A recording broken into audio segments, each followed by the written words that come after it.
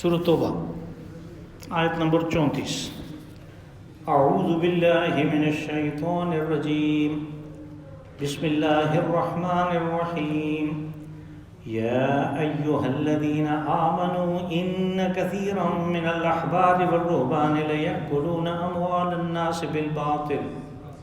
بالباطل ویصدون عن سبیل اللہ والذین یکنزون الذهب والفضة ولا ينفقونها في سبيل الله فبشرهم بعذاب أليم يوم يحمى عليها في نار جهنم فتكوى بها جباههم وجنوبهم وظهورهم هذا ما كنزتم لأنفسكم فذوقوا ما كنتم تكنزون إن عدة الشهور عند الله 12 شهرا في كتاب الله يوم خلق السماوات والأرض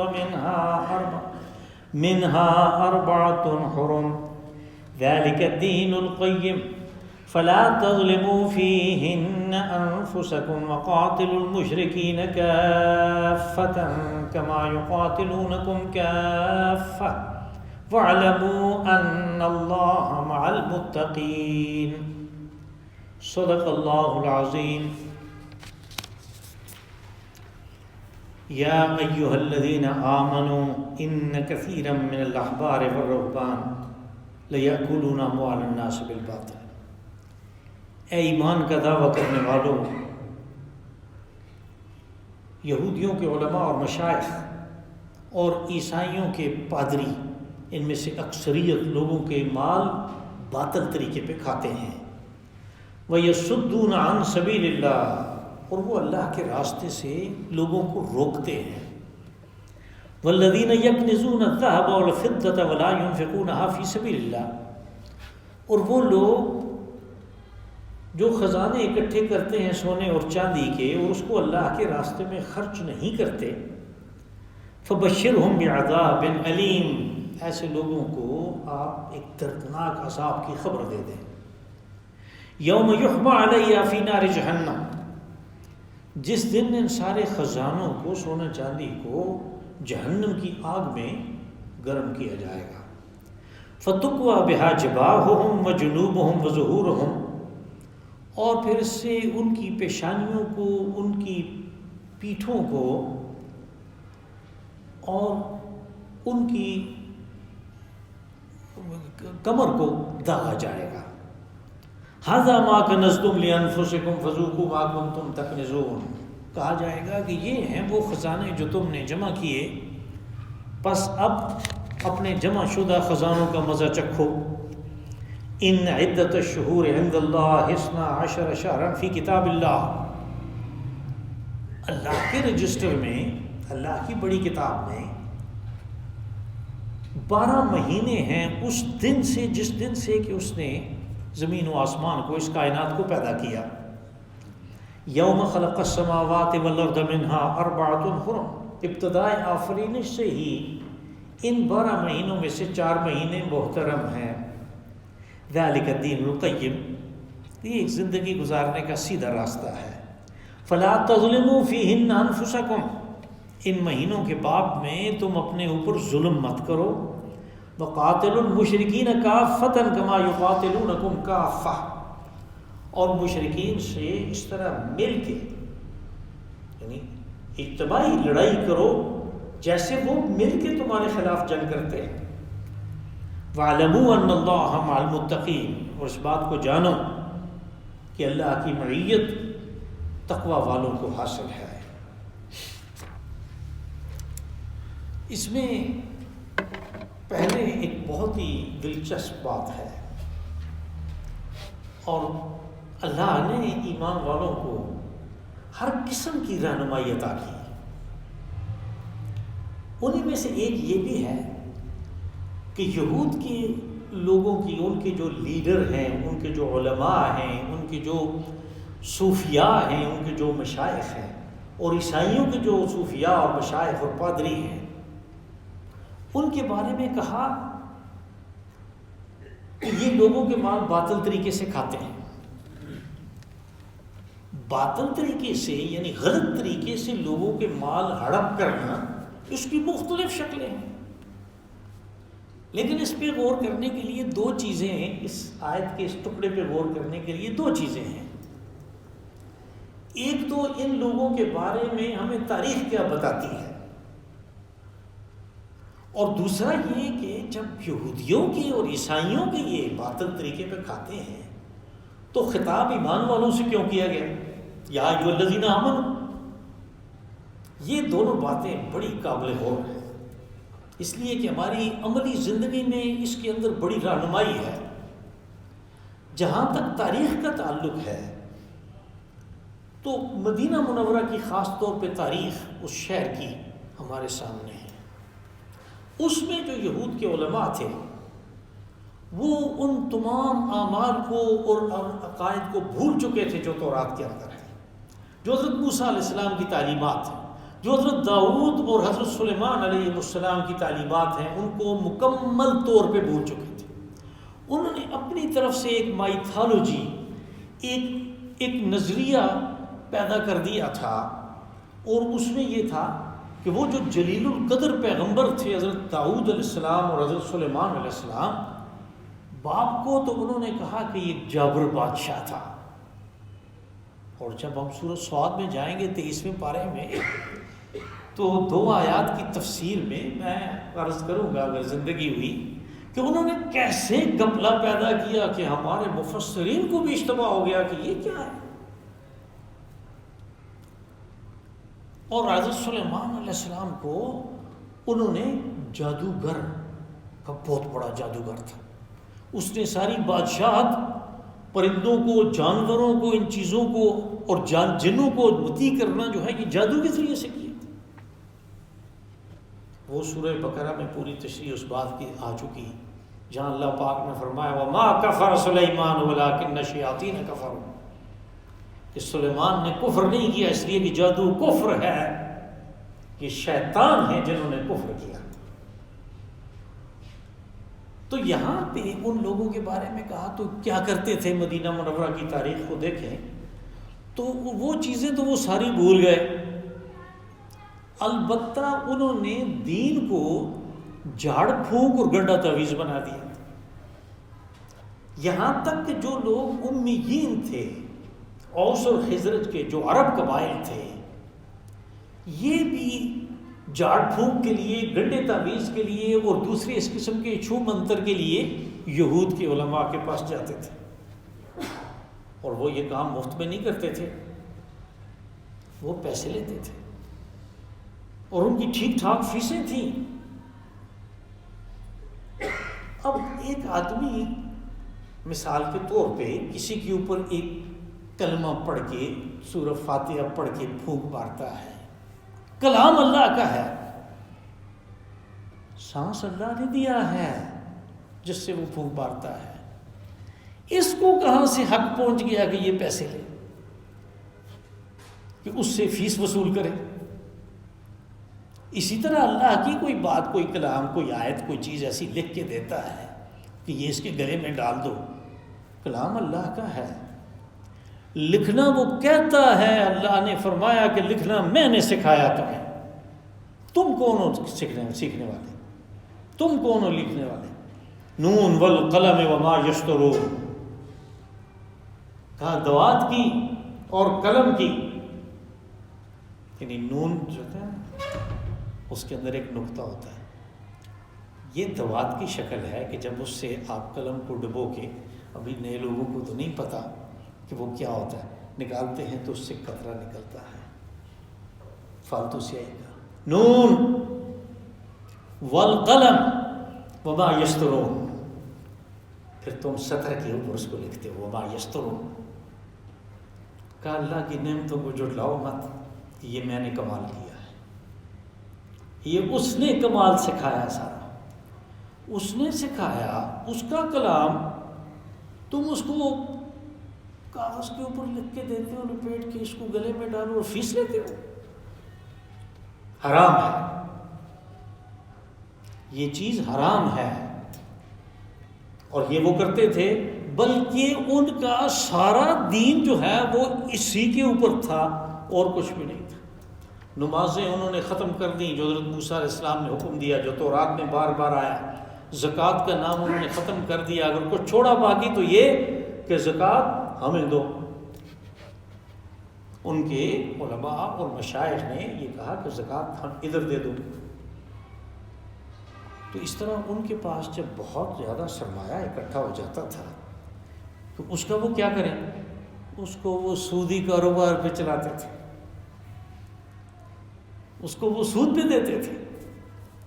یہ ہے وہ باطل طریقہ جو وہاں کی تاریخ میں ہے، جو وہ اب بھی کر رہے ہیں۔ اب بھی ان کا یہی کام ہے، وہ یہی کرتے ہیں۔ دوسرے آگے ان کے پادری، ان کی اور کیا بات کریں، ان کی اپنی تاریخوں میں ان کے جو کارنامے درج ہیں وہ دیکھ کے آدمی حیران رہ جاتا ہے۔ یعنی ایک وقت ایسا بھی آیا کہ انہوں نے لوگوں کو، کوئی آدمی مر جاتا تھا، اس کا بیٹا آتا تھا پادری کے پاس، وہ اس کو جنت کا پروانہ لکھ کے دیتا تھا کہ یہ اس کے ساتھ دفنا دو، یہ جنت میں چلا جائے گا۔ وہ بہت زیادہ اس کے چارجز وصول کرتے تھے۔ جنت کا پروانہ ہے، یہ ان کی اپنی تاریخوں میں ہے، ہم نے اپنی طرف سے نہیں بنایا ہے۔ یہی وہ چیز ہے کہ جس کے خلاف بالآخر عوام الناس نے احتجاج کیا، اور ایک نیا فرقہ عیسائیت میں ظہور میں آیا کہ جس کا نام ہے پروٹیسٹنٹ، یعنی وہ لفظ پروٹیسٹ احتجاج سے نکلا ہے کہ یہ کیا ہمارے ساتھ ہو رہا ہے۔ یہاں پہ ان کی بات کی کہ یہ لوگوں کے مال باطل طریقے سے کھاتے ہیں۔ طریقہ تو ہمیں سمجھ آ گیا کہ باطل طریقہ کون سا ہے، اور اگر وہ ان کے لیے باطل تھا تو ہمارے لیے بھی باطل ہے، چونکہ وہ ہمارے اوپر لاگو ہے۔ اس لیے کہا یا ایھا الذین آمنوا، اے ایمان والو، یعنی اس بات کو نوٹ کرو۔ اور اس چیز کا ثبوت حدیث رسول صلی اللہ علیہ وسلم میں بھی ہے۔ آپ نے فرمایا کہ اس امت میں، یعنی میری امت میں، اس قسم کے لوگ قیامت تک پیدا ہوتے رہیں گے جو یہود و نصارہ جیسی کرتوتیں کریں گے۔ اور آپ نے فرمایا کہ اگر ان میں کوئی ایسا شقی اور بدبخت تھا کہ جس نے اپنی ماں کے ساتھ زنا کیا تو تمہارے اندر بھی پیدا ہوگا۔ پس معلوم ہوا کہ یہود و نصارہ کی جو تاریخ ہے، اس تاریخ کے اوپر ہمارے عمل کرنے والے، چونکہ وہ باطل طریقے پہ لوگوں کا مال ہڑپ کر رہے ہیں، اس لیے خطاب ایمان والوں سے کیا کہ ایمان والوں یہ بات سمجھو کہ اگر تمہارے اندر بھی ایسے پیدا ہو جائیں تو سمجھو کہ یہ باطل طریقے پہ کھا رہے ہیں، یہ جھوٹ ہے۔ اگر کوئی کسی کے کام آتا ہے، کوئی پھونک مارتا ہے، کوئی تعویذ کر کے دیتا ہے، اس کے پاس کچھ ہے ایسی چیز، تو اس کو حق نہیں پہنچتا کہ وہ اس کے پیسے وصول کرے، یہ باطل ہے۔ وَيَصُدُّونَ عَن سَبِيلِ اللَّهِ، کہا کہ جب اللہ نے ایک قانون وضع کر دیا، ایک بات سامنے آ گئی کہ حلال مال کون سا ہے، تو جو حرام طریقے پہ کھاتا ہے، لوگوں کے مال ہڑپ کرتا ہے، وہ خود بھی اللہ کے راستے سے رک جاتا ہے، دور ہو جاتا ہے، لوگوں کو بھی روکتا ہے۔ جو لفظ استعمال ہوا یسدون، صد یسد لازم اور ملزوم، متعدی اور لازم دونوں کے لیے ہوتا ہے، یعنی خود بھی رکتا ہے، لوگوں کو بھی روکتا ہے اللہ کے راستے سے۔ اللہ کا راستہ کیا ہے؟ سبیل اللہ کیا ہے؟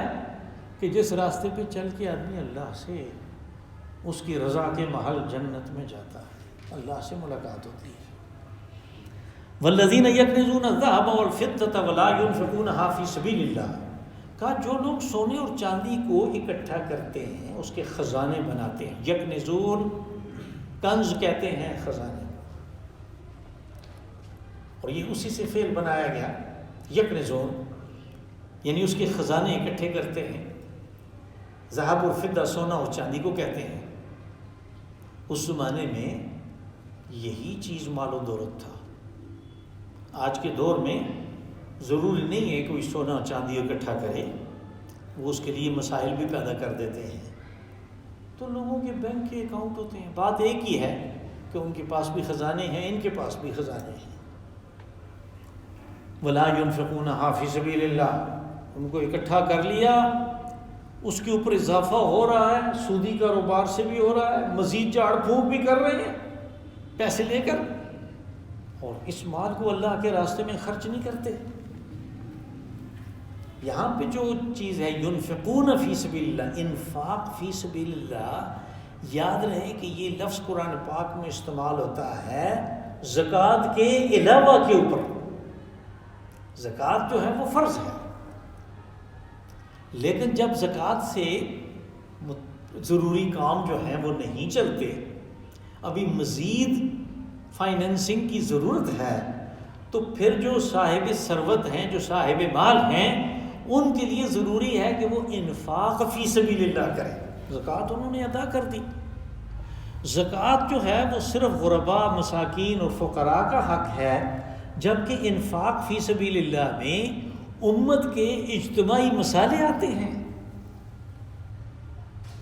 جس میں جہاد فی سبیل اللہ کے لیے بھی ہے، یعنی امت کے جو اجتماعی مسالے ہیں ان کے لیے جو خرچ چاہیے، جو فائنینسنگ چاہیے، اس کو انفاق فی سبیل اللہ کہیں گے، یہ زکوٰۃ کے علاوہ ہے۔ یہی وجہ ہے کہ رسول اللہ صلی اللہ علیہ وسلم نے فرمایا کہ ان فی اموالکم حق اللہ سوى الزکاۃ، کہ تمہارے اموال میں زکوٰۃ کے علاوہ بھی اللہ کا حق موجود ہے، اور وہ یہی چیز ہے انفاق فی سبیل اللہ۔ فبشرہم بعذاب علیم، جو لوگ ایسا کام نہیں کرتے، انفاق فی سبیل اللہ نہیں کرتے، بے شک زکوٰۃ دے دی ہو یا نہ دی ہو، انہوں نے انفاق فی سبیل اللہ نہیں کیا، کہا ان لوگوں کو دردناک عذاب کی خبر دو۔ اب یہ معاملہ اتنا اہم تھا کہ اس دردناک عذاب کو ذرا تفصیل سے بیان کیا گیا۔ یہ جو عذاب علیم ہے اس کی تفصیل بیان ہوئی، یوم یحمى علیہ فی نار جہنم، کہا ایک دن ایسا آنے والا ہے کہ ان خزانوں کو، سونے اور چاندی کی ان سلاخوں کو دوزخ کی آگ میں تپایا جائے گا، گرم کیا جائے گا۔ فتقویٰ بہا جباہہم وجنوبہم وظہورہم، پھر ان کی پیشانیوں کو اور ان کی پیٹھوں کو اور ان کی پچھلے حصے کو اس سے داغا جائے گا۔ پیشانی کو کس لیے؟ کہ اس دولت کو وہ دوسرے لوگوں میں، اپنے اس معاشرے میں اپنے لیے ایک اچھے مقام کا، ایک اچھی عزت کا، ایک اچھے درجے کا شہری سمجھتا ہے، اس کے ذریعے سے اپنی گردن اونچی رکھتا ہے اور اپنے آپ کو نمایاں کر کے رکھتا ہے، اس کے ماتھے کے اوپر داغ لگایا جائے گا۔ یہ جو تقویٰ ہے لفظ، فتقویٰ بہا، یہ کسی گرم چیز سے، جسے ہم اپنی زبان میں کہتے ہیں ڈمنا، اس کو ڈم دیا جائے گا۔ جب آپ عرب ممالک میں جاتے ہیں تو پھر گھر کو آتے ہوئے ایک استری خریدتے ہیں، وہ جو استری کا ڈبہ ہے اس کے اوپر لکھا ہوا ہوتا ہے مکوا، استری کو مکوا کہتے ہیں، یہ وہیں سے یہ لفظ نکلا ہوا، یعنی آپ کپڑے کے اوپر وہ گرم استری جو ہے وہ چلاتے ہیں، وہ مکوا ہے، وہ اس میں ظرف ہے۔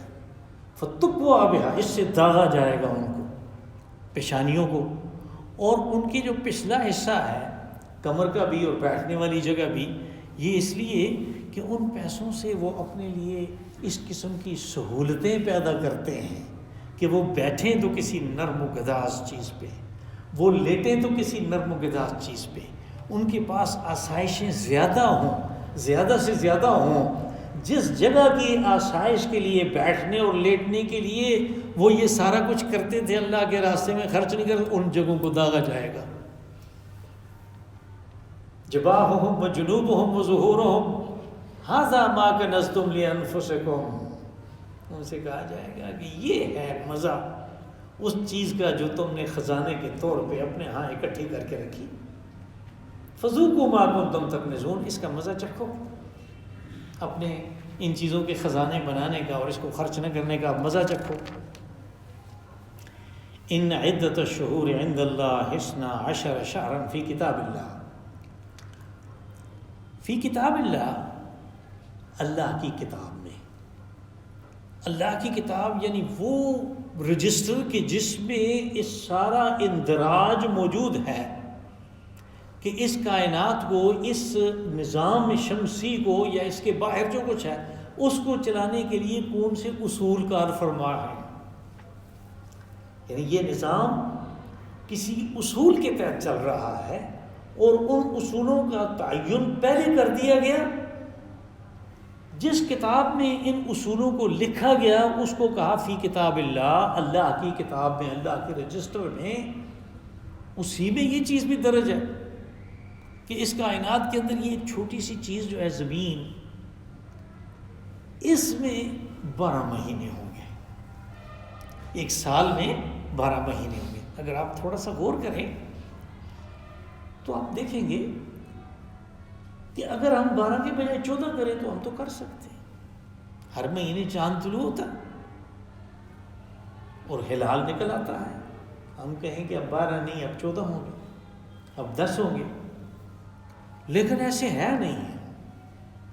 جنہوں نے گڑبڑ کی بھی اپنے ذاتی مفاد کے لیے، انہوں نے بھی رکھے 12 مہینے، جس کی جو مکمل تشریح ہے وہ اگلی آیت میں آ رہی ہے. اور چونکہ وہ ذرا بات لمبی ہوگی اس لیے میں نے اس کو آج کے درس کے لیے چھوڑ دیا. کہا کہ اس رجسٹر میں 12 مہینے ہیں. آگے سورہ یونس میں ایک اور بات بھی ہے. سورج اور چاند کی بات ہے اس میں، تو چاند کے بارے میں کہا کہ وَقَدَّرَهُ مَنَازِلَ لِتَعْلَمُوا عَدَدَ السِّنِينَ وَالْحِسَابَ. کہا ہم نے چاند کی منزلیں مقرر کی ہیں تاکہ اس کے ذریعے سے تم سالوں کا حساب کر سکو، چاند کے ذریعے سے. لیکن اس کے ساتھ قدرہو، منزلیں مقرر کی. عجیب و غریب بات ہے. موسم تبدیل ہوتے رہتے ہیں. رمضان کبھی سردیوں میں، کبھی آتے آتے گرمیوں میں، پھر سردیوں میں، پھر گرمیوں میں. موسم تبدیل ہوتا رہتا ہے. لیکن دوسری طرف اس سے پہلے کے مہینے موجود تھے جن کو ہم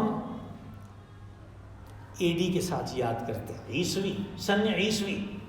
حضرت عیسیٰ علیہ السلام کو آسمانوں پہ اٹھایا گیا تو اگلے دن حضرت عیسیٰ علیہ السلام نہیں ملے. لاش جو ہے وہ کسی اور کی لٹکی ہوئی تھی وہاں پہ. تو انہوں نے وہاں سے پہلی تاریخ لینی شروع کر دی. اور پھر 571 میں رسول اللہ صلی اللہ علیہ وسلم کی پیدائش ہوئی، سن عیسوی میں. اب اس کے پہلے جو تاریخ معلوم ہے اس کو یعنی بی سی کہتے ہیں، بیفور کرائسٹ، کہ حضرت موسیٰ علیہ السلام 1300 بی سی میں تھے اور بخت نصر نے یہود پہ حملہ کیا 500 میں، اور اس طرح وہ پھر آتے آتے 0 ہو جاتا ہے. لیکن مہینے 12 تھے. اور پھر اور بھی دنیا میں سسٹم ہیں، جیسے ہندوؤں کا ایک بکرمی ہے جس کے مہینے ہمارے پرانے لوگ ان کے حساب سے دیکھتے بھی تھے کہ وہ چیت، بیساکھ، جیٹھ، ہاڑ، ساون، بھادو، اسوج، کاتک، مگر، پو، ماہ، پھگن، 12 مہینے. اسی طرح چائنیز کے ہیں، ایک بالکل الگ سسٹم ہے، 12 مہینے. سب نے 12 مہینے رکھے. اور جس دن ہجرت ہوئی، اگرچہ یہ بعد میں حضرت عمر رضی اللہ عنہ کی رائے سے فیصلہ ہوا کہ اس ہجرت سے ہم اپنی ایک کیلنڈر، ایک تقویم شروع کرتے ہیں، 12 مہینے رکھیں. کہا کہ اللہ کی کتاب میں تھے ہی 12 مہینے.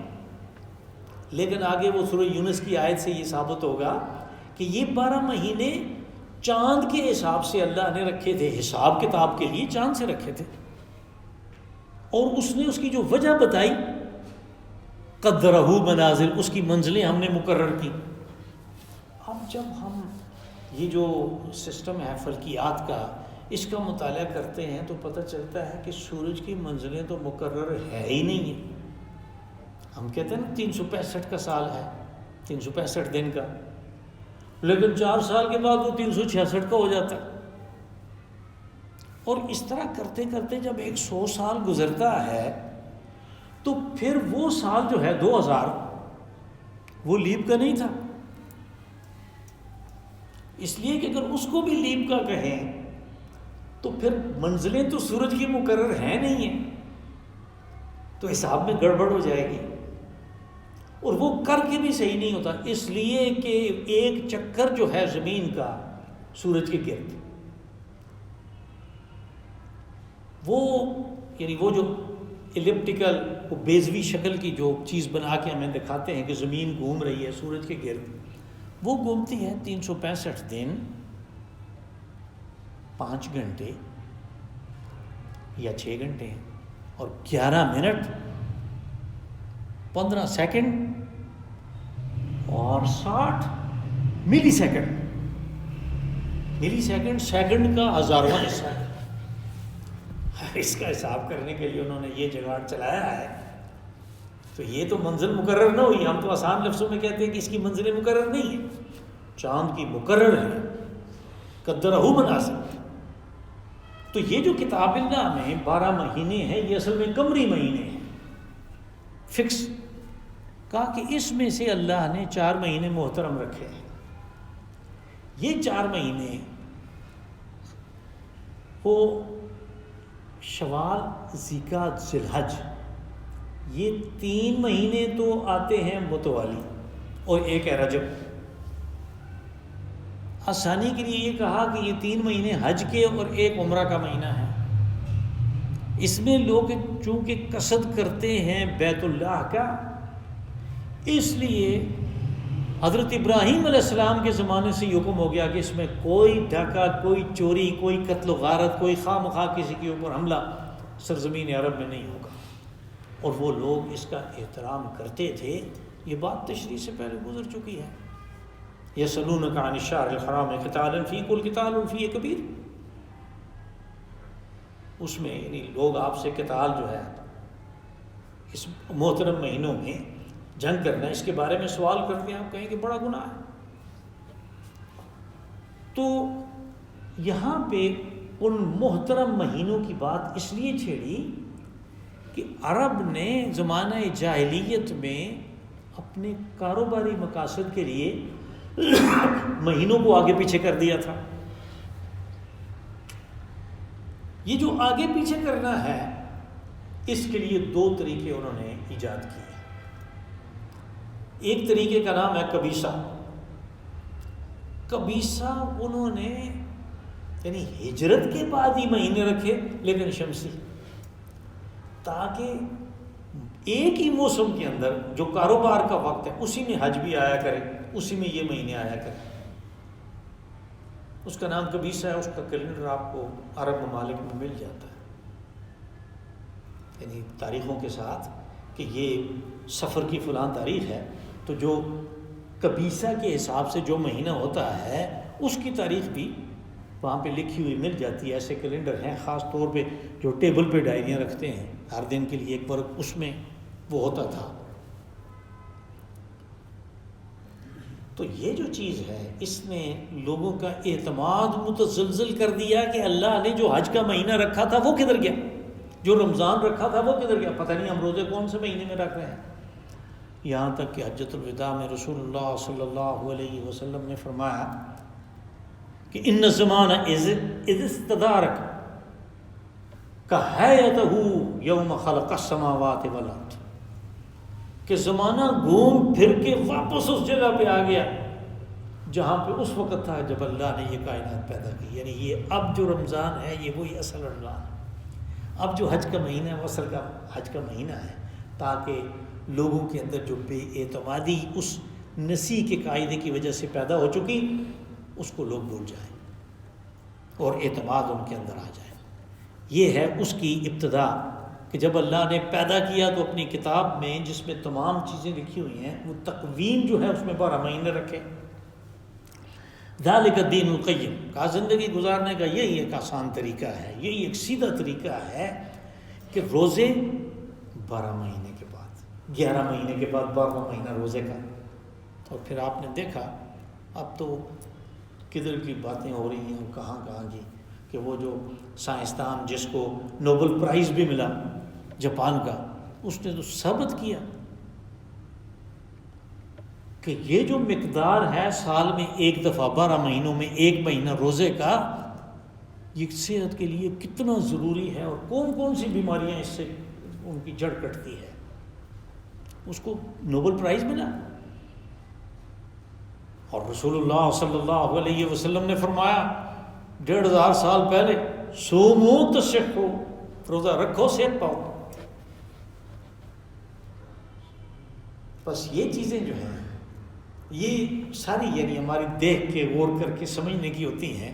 کہا من ذالک الدین القیم، زندگی گزارنے کا یہ سیدھا راستہ ہے جو ہم تمہیں بتا رہے ہیں۔ فلا تظلموا فیہن انفسکم، کہا ان مہینوں کے بارے میں اپنے اوپر ظلم مت کرو۔ وہ ظلم اس طرح ہوگا کہ اس مہینے میں قتال کیا جو محترم ہے، قتال ویسے بھی گناہ ہے لیکن دفاع میں کیا جا سکتا ہے، اس میں جتنا کتنا اس سے بچنے کی کوشش کرنی تھی وہ نہیں کی، یہ اپنے اوپر ظلم ہوا۔ وقاتلوا المشرکین کافۃ کما یقاتلونکم کافۃ، کہا تمہیں حکم دیا گیا تھا کہ مشرکین سے لڑائی کرو، یہ لڑائی ہوگی کافتن یعنی اجتماعی لڑائی۔